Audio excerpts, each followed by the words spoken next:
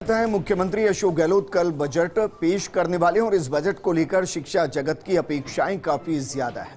राज्य के बजट की मोटी राशि शिक्षा पर खर्च की जाती है, लेकिन इससे जुड़ा वर्ग चाहता है कि बजट का सही तौर पर इस्तेमाल किया जाए। ये रिपोर्ट देखिए।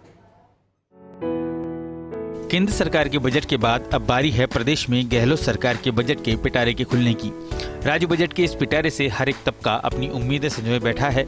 इसी में प्रदेश की शिक्षा जगत से जुड़ा हर वर्ग भी अपेक्षा रखे हुए है। बीते दिनों बजट पर हुई चर्चा में गहलोत सरकार को शिक्षा जगत से जुड़े लोगों ने अपने अपने सुझाव सरकार के समक्ष रखे, जिसमें खास तौर पर सरकारी स्कूलों की बदलती तस्वीर को जनता और भी निखरते हुए देखना चाहती है। इसके लिए बहुत जरूरी है कि सरकारी विद्यालयों में भौतिक संसाधनों की बढ़ोतरी की जाए। सुझावों में ये भी बताया गया कि 1700 विद्यालय भवन विहीन हैं, जिनके लिए भवनों की व्यवस्था होनी चाहिए। पहले से संचालित महात्मा गांधी अंग्रेजी माध्यम विद्यालयों को अलग से बजट दिया जाना जरूरी होगा। गर्ल्स स्कूल को इसमें मर्ज नहीं करके नए अंग्रेजी स्कूल तैयार करने होंगे।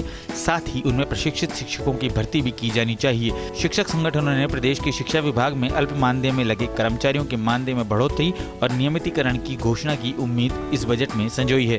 10वीं और 12वीं की बच्चियों को जो 75% से अधिक अंक प्राप्त करती हैं, उनको गार्गी पुरस्कार बसंत पंचमी के दिन दिया जाता है।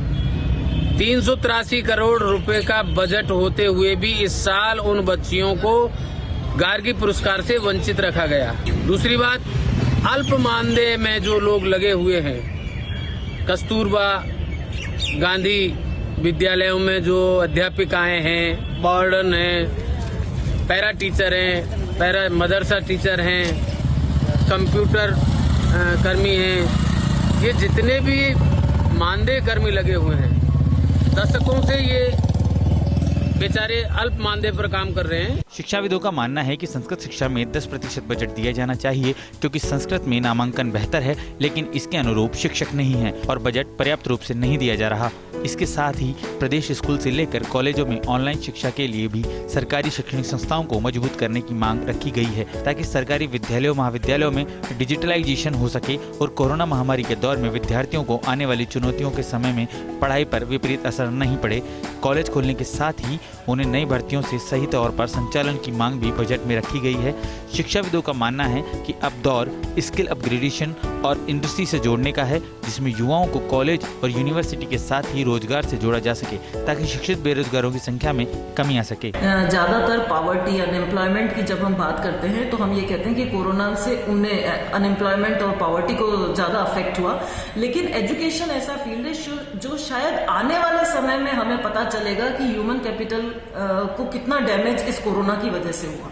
तो उसे अगर कोप अप करना है, उस डैमेज को अगर कंट्रोल करना है, तो ये बजट मुझे लगता है कि उसके लिए कुछ प्रोविजंस लाएगा। दूसरी चीज, नई शिक्षा नीति आई है, तो नई शिक्षा नीति में जो चीजें हैं उनके प्रोविजंस को इम्प्लीमेंट करने के लिए भी नई इस बजट में कुछ प्रोविजंस एक्सपेक्ट कर रहे हैं हम। इधर अभिभावकों का कहना है कि प्रदेश में गार्गी पुरस्कारों की राशि के बाद भी समय पर वितरण नहीं किया जाना गलत है, क्योंकि शिक्षा विभाग में इसका बजट अलग से दिया जाता है। इसी तरह प्रदेश में अंग्रेजी माध्यमों की संख्या बढ़ाने और नर्सरी स्कूल खोलने के साथ ही उन्हें पर्याप्त बजट राशि से मजबूत करने की मांग अभिभावक वर्ग करता रहा है, ताकि निजी विद्यालयों में मोटी फीस चुकाने पर पेरेंट्स को मजबूर नहीं होना पड़े। पहली मांग तो हम ये करना चाहते हैं कि जो पिछले 3 वर्षों के अंदर प्रदेश के अंदर 1200 स्कूल इंग्लिश खोले हैं सरकार ने, तो उसकी जगह वो 2000 कम से कम स्कूल इस सत्र के अंदर वो नए खोले, उसका प्रोविजन इस बजट के अंदर हो, शिक्षकों की भर्ती इसके अंदर हो, और जो स्कूल हैं उनका बजट इतना उनको और दिया जाए जिससे कि वो अपडेट हो सके। जो निजी स्कूलों की एक मनमानी और उनकी एक मोनोपोली चली आ रही है, जो एक मध्यम वर्गीय परिवार या जो नहीं कराते सरकारी स्कूलों में बच्चों को, अभी देखने को मिला कोविड के दौरान इतने अभिभावकों ने हजारों की संख्या के अंदर कई गुना अधिक प्रवेश के लिए उन्होंने अप्लाई किया, लेकिन उनको प्रवेश नहीं मिल पाया। तो इस बजट के अंदर उसके लिए मांग करते हैं कि ये स्कूलों की संख्या बढ़े, अपडेट हो। बहरहाल स्कूली शिक्षा से लेकर कॉलेज शिक्षा तक की बात की जाए तो राज्य के आगामी बजट से काफी उम्मीदें हैं।